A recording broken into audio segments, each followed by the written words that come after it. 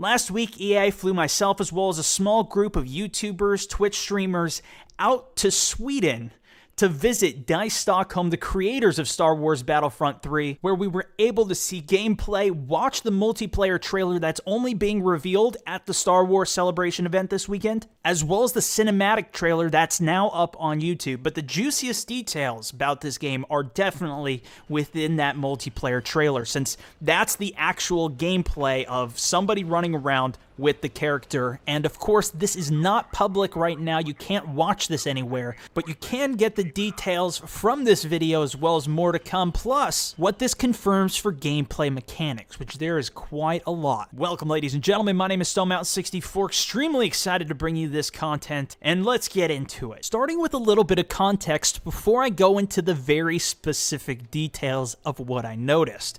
First off, we were playing on Endor, the forest type map, the one we saw the character riding on the speeder in a few months back in their initial trailer, as well as the main gameplay, the main chunk of gameplay we saw in the cinematic trailer released today. Almost everything that happened in that trailer happened in the actual gameplay, but of course, this was from the perspective of a player in-game with the controller in hand running around. It was an outdoor map, but you could go up top into Ewok villages and shoot down from the top where we saw other players standing, as well as inside. There was a base they went into that they were creeping around in at the end of the video, and the player that he was with was walking in front of him, gets force choked, bringing him up into the air, being force choked with a sick animation alongside, and then around the corner he goes to see Darth Vader just killed his buddy, and then he starts shooting him. Darth Vader's blocking every single bullet he shoots, his lightsaber flying around like it's nothing, blocking every bullet,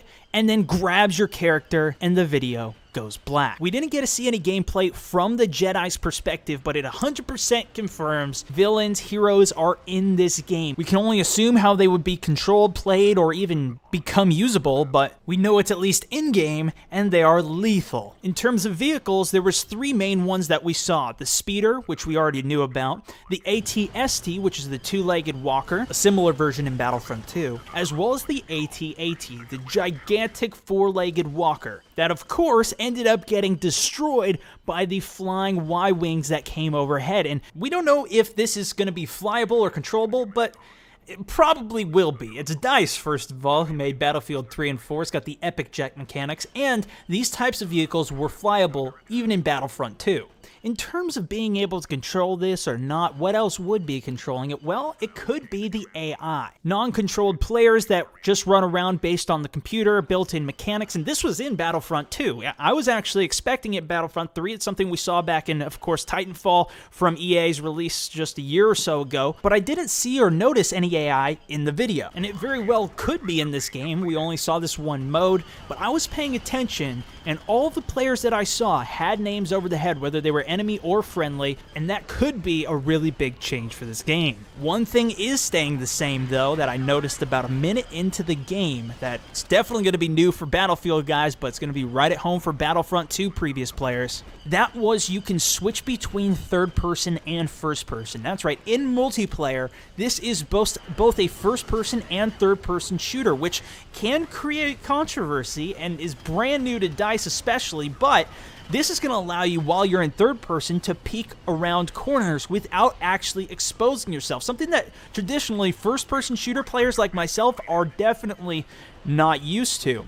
One of the benefits that I noticed of being in first person, though, is that you can scope into your gun. And the scope, the actual screen, it took up the entire screen. It wasn't like an actual scope that you see like with the red dot sight in Battlefield 4, Battlefield 3 weaponry, and most standard first-person shooters. Rather, it actually took up the entire screen like we saw in the previous Battlefront 2. Keep in mind, though, this was just for the gun that we saw in the gameplay, and it may not be true for all of the different weapons, although it would make sense in the way that they do it, because it is a first person and a third person. It wouldn't make sense to have a third person with a scope, like a red dot sight, especially if you put that on as an attachment or something, if that is how they do it. While you were in third person, though, you could zoom in slightly, just as it was in Battlefront 2. Shooting in first person, though, may not make you more accurate. This is something that was in Battlefront 2 as well. While you're firing from the hip, whether you're in third person person, and while you're aimed down sight or zoomed in,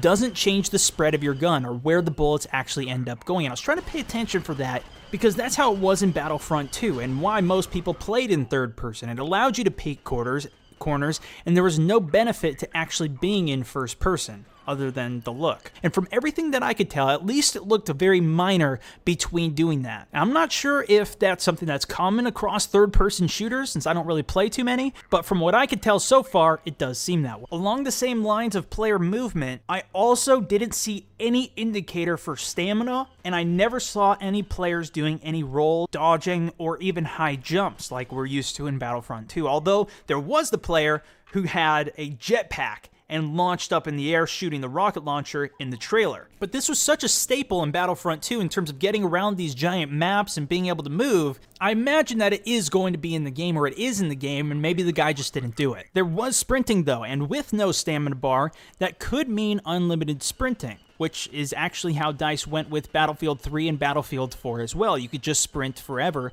unlike in Call of Duty type games where you run for a certain period of time and then your player just starts walking. What about the weaponry, how the guns shoot, the HUD in the game, the equipment that we've seen, including a bubble shield? First, I want to know your guys' thoughts on any point you've heard so far. Let me know in the comment section, and I'll choose one of those comments at random from one of my subscribers to give away a copy of Battlefront 2 on Steam for PC, which is what you guys see me playing here. Maybe even 2 or 3 of them since they're so cheap, but really appreciate it if you guys click a thumbs up, share the video out, and then you can head to my next video where I go into more detail on what I saw in terms of the HUD, the equipment, and more in-game. Thanks so much for watching, and I'll see you guys in the next one. This is Stellmount64, signing out.